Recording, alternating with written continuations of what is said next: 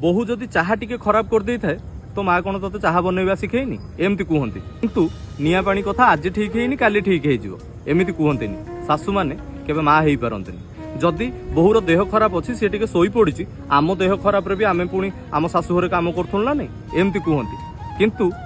अरे माँ तू कौन रोसई घर को आसु तोर बा देह खराब जा शोबू मु करदेवी एक कथा कहते शाशु मैंने केबे माँ हो पारंतनी जदि फैमिली डिस्टर्बांस को लेकिन बोहू टिके मुह फुलेकी बसीची टिके टिके कथार राधा देहर बाधा पशि जाऊँ कौ महाराणी घर झीटा कि एमती कहती किंतु माँ तू कौन जानू घर करके छोट छोट झगड़ा हुए कौन पे मुह फुलेचु चल आम मिसिकी खाइबा एक कथा कहते शाशु मैंने केबे माँ हो पारंतनी बोहू जदि टिके लेट रे उठिला सकाळे